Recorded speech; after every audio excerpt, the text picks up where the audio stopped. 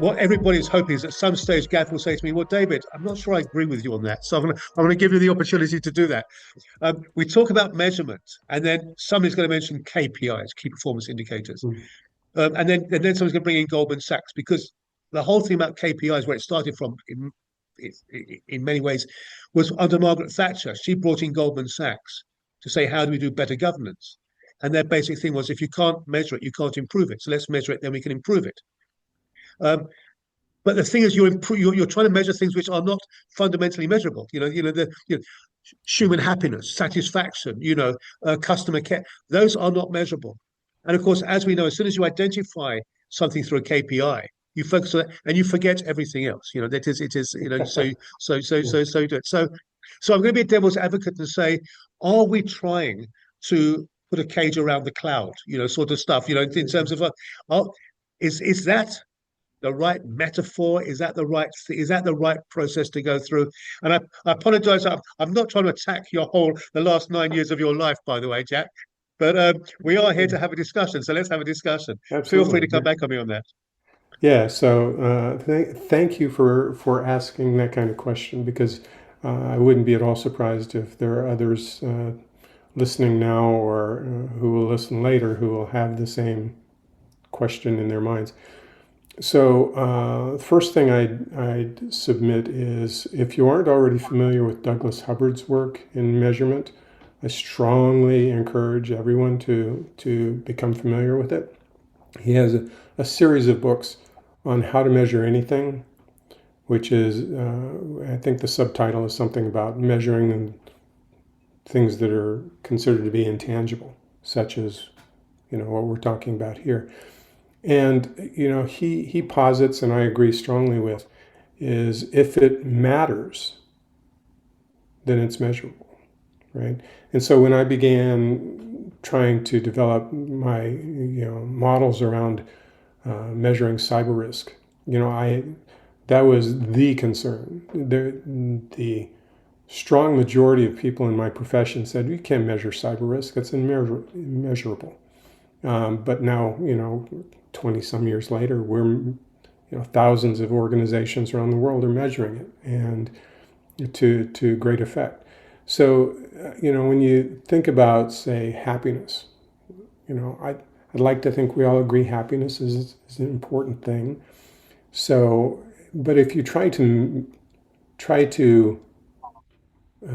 measure happiness sort of directly, right, instead of some sort of scale of happiness, that I think would be incredibly challenging. But what are the sort of outcomes of happiness, right? What are the sort of things that materialize or surround, a happy existence versus an unhappy existence, right? Those are the sorts of things you can measure and associate with this notion of happiness. So, reputation. Many people have said for a long, long time that reputation isn't measurable. Well, I strongly disagree. A good reputation has very specific sorts of characteristics. A bad reputation has different characteristics in terms of, like, if we're talking about a business, customer churn or cost of capital or insurance rates or whatever the case might be. These are all things that you can measure very specifically. And so I guess my short answer is I think we can measure these things if we come at them from the right sort of frame of mind and think about those characteristics of whatever it is we're concerned about measuring that are measurable and that are can be strongly correlated with or associated with the notion we're going after. It's interesting because there's two qualities that I associate when you just use the word measurement. There's Mm. two things which come to mind. The first is data sets. Yeah, The richer your data set, the better your measurement. yeah, But also, the better your measurement, the more predictive it can become. That you can use absolutely. that to model forward. We have over the last 7 years, had hundreds and hundreds and hundreds of webinars. And I said before this webinar started that 150 people had registered. We have 50% of people who usually turn up, which is 75 people. We have 76 people turned up. Yeah, it's And pretty it good. just shows you how accurate that is. Yeah, And it is amazing how tightly bounded, and that is it. So I think that's just a real life, unplanned, unprepared yeah, indication of if you do have the data sets and understanding, and you're working within a context which you sort of more or less understand, yeah, you can actually do make predictions which are useful. It's very interesting because you talked about the intangibles. And of course, we move into my area of interest, which is wicked problems, which is on these intangible problems. Well, when you talk about wicked problems and you offer a solution, there is no solution, but it's not right or wrong or good or bad. It's, is it useful or is it not useful? Does it allow us to understand the world better tomorrow? Does it have utility? And I think clearly this does. Gav, over to you. I'm sure you've got plenty to add to that. Feel free to come in. It's a great discussion, this, and this probably actually warrants a webinar in its own right. Never mind organizational risk culture, but pragmatically, let's just think about it from two perspectives. Perspective one, it's impossible to measure, so we don't.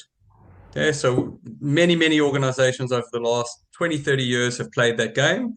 They've gone, well, the only things we can really measure are regulatory compliance and money in and money out.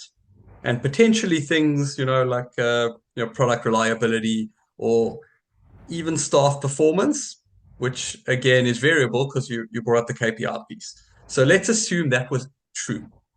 Okay, we've all run businesses, we've all worked in businesses, we've all worked with lots of people.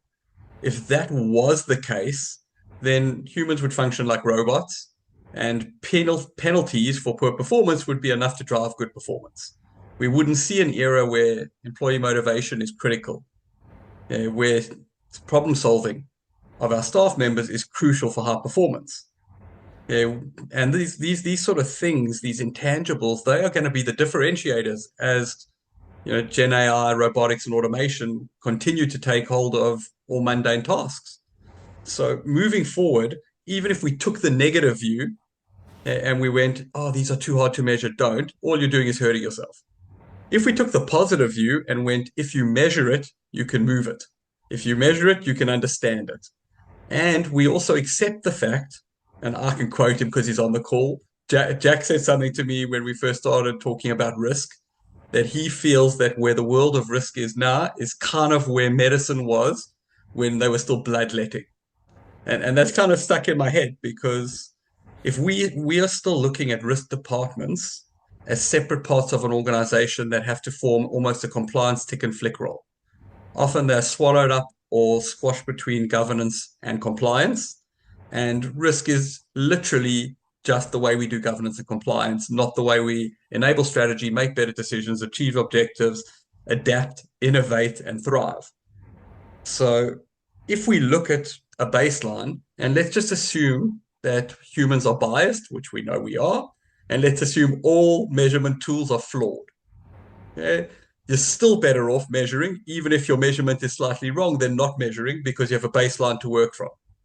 So even if that baseline is slightly skewed, it's better than no baseline.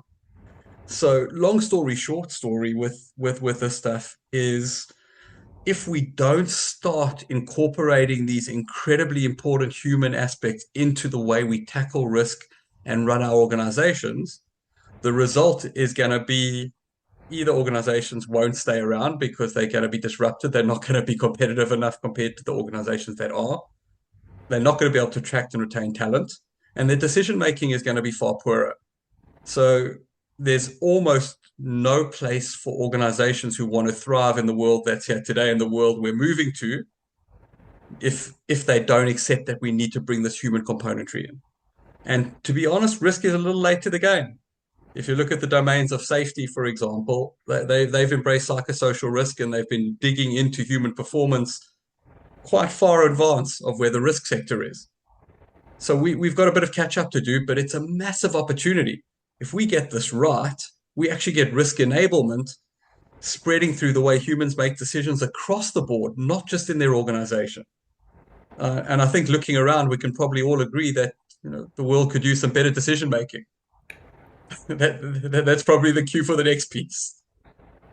For sure. What I'm loving is that we're really talking, I think, about the overlay or the integration of two separate things, which are often considered from a corporate perspective separate. And we certainly do. We talk about that.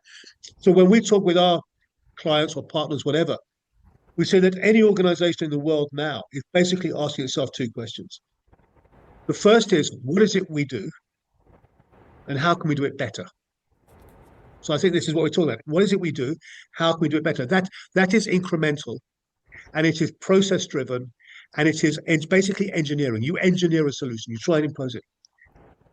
But the parallel conversation is, what sort of organization do we think we need to become in terms of sort of our, and again, the risk culture, the way that we engage with the world, the way our sensitivity to change, our openness to change, our innovation, the way that we trust people, etc., our relationships. And it seems to me that what these two things are doing is actually incorporating both of those, because there is also an engineering perspective of, which is, matrix and numbers, and that's engineering. But the change management is not. The change management is something else.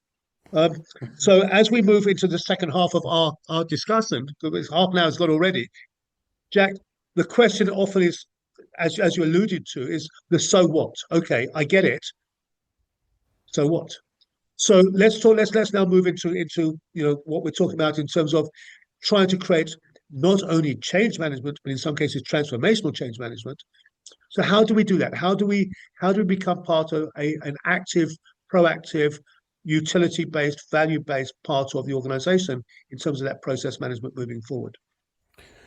Well, I think you're mentioning this being a change management problem in large part. People and organizations tend to resist change unless there's a very clear value proposition for the change, or if the person at the top or people at the top, are cracking the proverbial whip. But so I think in order to begin to integrate and leverage this, we have to be able to make a good case for the value proposition. Why should organizations and individuals undergo this? And this is certainly something, the work I've done over the last 20 some years around risk measurement has faced this in spades and continues to face it. So it's not an easy challenge. The change will not occur overnight. There's this inevitable inertia that we have to overcome. And again, overcoming that, I think in large part is being able to illustrate and demonstrate the value proposition, show some wins, show examples of organizations that are healthier from a culture perspective, and be able to articulate the reasons why. And I think one of the value propositions for ORCS too is sort of this framework for articulating how organizations, healthier versus less healthy organizations, differ in these dimensions that are defined in ORCS.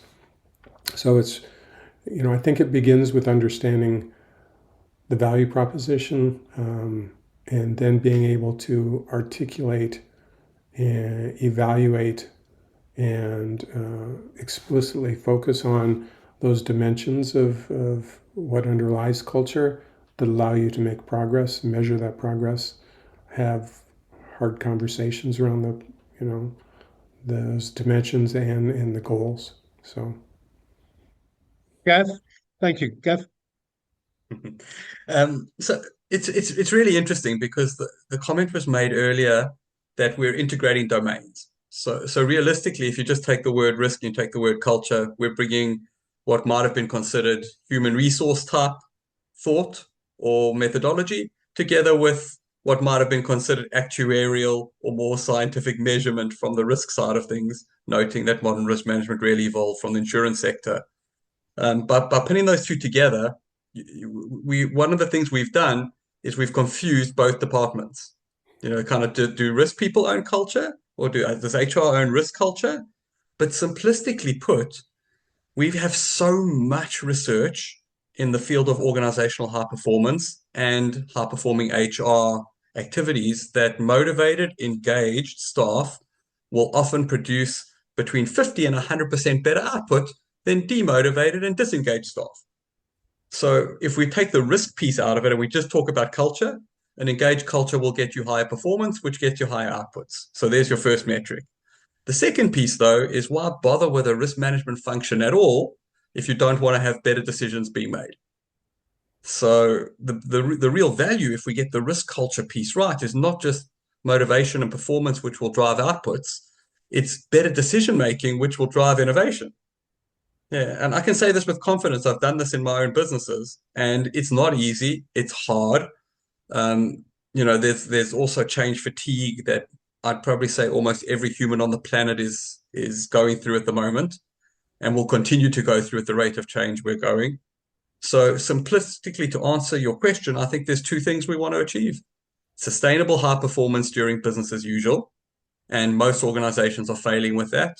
If we look at mental health, if we look at motivation, if we look at burnout, if we look at loyalty, I just take Australia, for example. At the moment, if you look at some of the job performance data, we've got some of the worst performing work output figures that Australia's had in 30 years.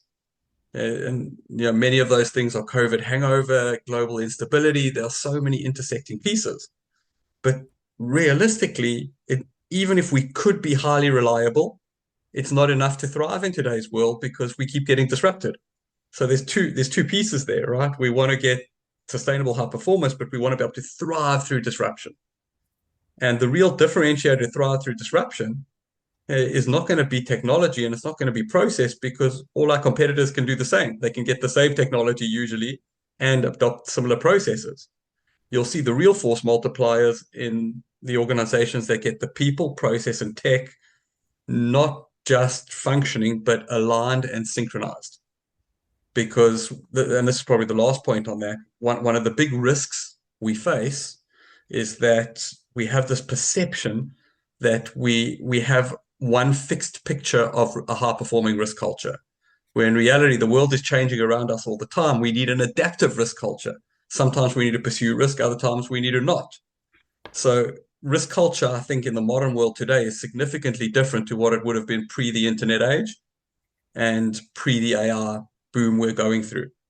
So pragmatically, if we want to thrive, we need to engage with this stuff. And if we take culture down a few notches, we're thinking of me, the human, and Dave, you used that example earlier, your individual decision making. Then we're looking at teams, then we're looking at organizations, then we're looking at society.